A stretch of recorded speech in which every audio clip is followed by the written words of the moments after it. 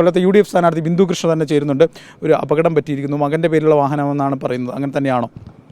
ഞങ്ങളുടെ വാഹനത്തിൽ KSU പ്രവർത്തകർ യാത്ര ചെയ്യാൻ കൊട്ടിക്കലാശം കഴിഞ്ഞിട്ട് തിരികെ വണ്ടി കിടന്നിടത്ത് ചെന്ന് വാഹനം എടുത്ത് കുഞ്ഞുങ്ങൾ തിരികെ പോകുന്നതിനിടയിൽ മോനല്ല മോൻ്റെ കൂട്ടുകാരായ KSU പ്രവർത്തകർ അവർ ആണ് ആ വണ്ടി ഓടിച്ചുകൊണ്ട് വന്നിരുന്നത്. ദുഃഖകരമായ ഒരു അപകടമുണ്ടായി. ആ കാർ അപകടം എന്നുള്ളത് ഏതൊരു അപകടമായാലും നമുക്ക് വേദനാജനകമാണല്ലോ. അങ്ങനെ ഒരു അപകടമുണ്ടായി. 2 കുഞ്ഞുങ്ങൾക്കാണ് സായിൽ പരിശീലനത്തിന് പോയി തിരികെ വന്ന 2 കുഞ്ഞുങ്ങളാണ് അപകടത്തിൽപ്പെട്ടത്. ഒപ്പം കാറിലിരുന്ന കുഞ്ഞുങ്ങൾക്കും അപകടമുണ്ടായി. അപ്പോൾ തന്നെ ആശുപത്രിയിൽ എത്തിച്ചു. ഡോക്ടർമാർ വിദഗ്ധ ചികിത്സ നൽകിക്കൊണ്ടിരിക്കുകയാണ്. ഞങ്ങളുടെ വണ്ടി ആയതുകൊണ്ട് തന്നെ അല്ലെങ്കിലും അപകടം നടന്നാൽ ആരെ കണ്ടാലും നമ്മൾ ചെയ്യും. പ്രത്യേകിച്ച് ഞങ്ങളുടെ വണ്ടി ആവുന്നതുകൊണ്ട് പാർട്ടി തന്നെ ചികിത്സ മനുഷ്യസാധ്യമായ എല്ലാ ചികിത്സയും ആ മക്കൾക്ക് കൊടുക്കാൻ ചികിത്സ ഏറ്റെടുക്കും.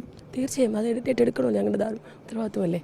ആ കുഞ്ഞുങ്ങളെ സാധാരണ ജീവിതത്തിലേക്ക് കൊണ്ടുവരുന്നത് വരെ മുഴുവൻ കാര്യങ്ങളും പാർട്ടി ഏറ്റെടുത്ത് UDF ഏറ്റെടുത്ത് ചെയ്തുകൊണ്ടിരിക്കുകയാണ്. ഈ സമയത്ത് മകൻ ആ വണ്ടി ഓടിച്ചിരുന്നില്ല?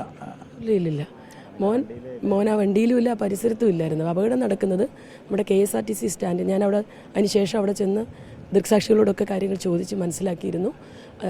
നമ്മുടെ KSRTC സ്റ്റാൻഡ് അപ്പുറത്ത് ബോട്ട് ജെട്ടിയുടെ ഏരിയയിലാണ് നടന്നത്. മോൻ ആ സമയം ആശ്രാമത്താണ് വേറെ 2 കൂട്ടുകാരുമായിട്ട് ഉണ്ടായിരുന്നു. ഞങ്ങൾ പറഞ്ഞു വിട്ടൊരു കാര്യത്തിൽ പോയിരിക്കുകയായിരുന്നു. പക്ഷേ CPM ഭയങ്കരമായി എന്നെ ടാർഗറ്റ് ചെയ്തുകൊണ്ട് ഒരു അപകടം എന്ന് പറയുന്ന ആർക്ക് എപ്പോഴും വാഹനാപകടം, കാർ അപകടം എന്നൊക്കെ പറയുന്ന ആർക്ക് എപ്പോഴാണ് എന്താ സംഭവിക്കാൻ.